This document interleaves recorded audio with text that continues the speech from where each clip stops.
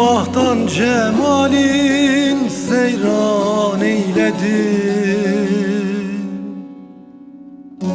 eyledin gönlümü perişan dilber. Hayli demdir gezdim gurbet elleri, kimseler halımdan sormadı dilber, sormadı dilber.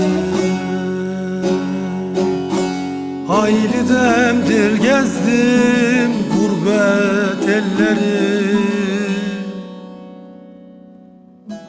kimseler halımdan sormadı dilber, sormadı dilber.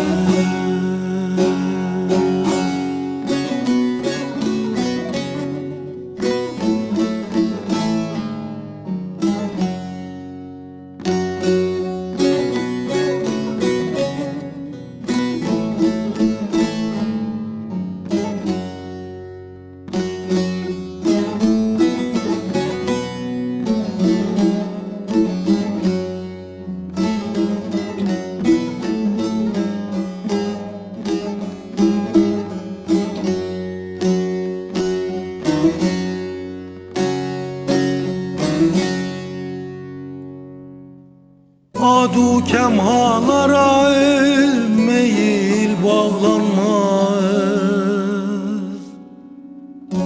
eserse her yeli zülfün ılgınmaz. Sen gidince deli gönül eğlenmez,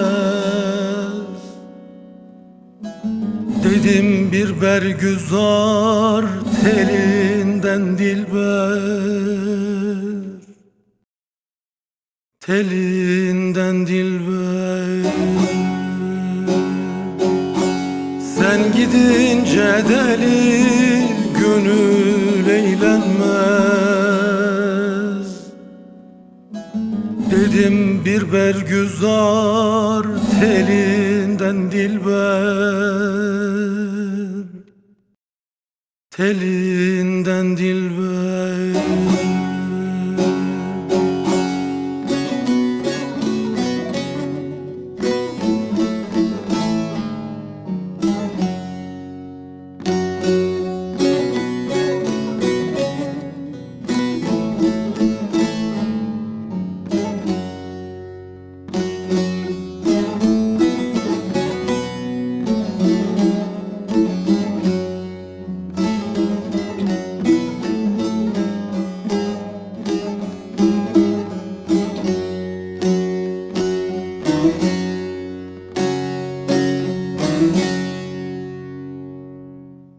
Pir Sultan Abdalım cemali güzel,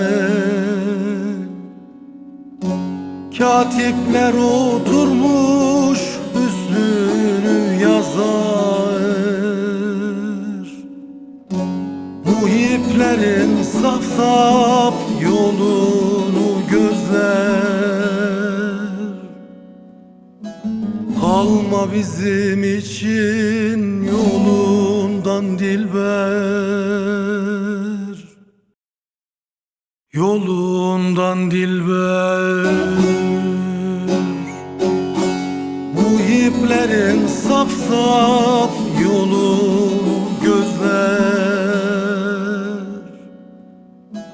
kalma bizim için yolundan dilber, yolundan dilber.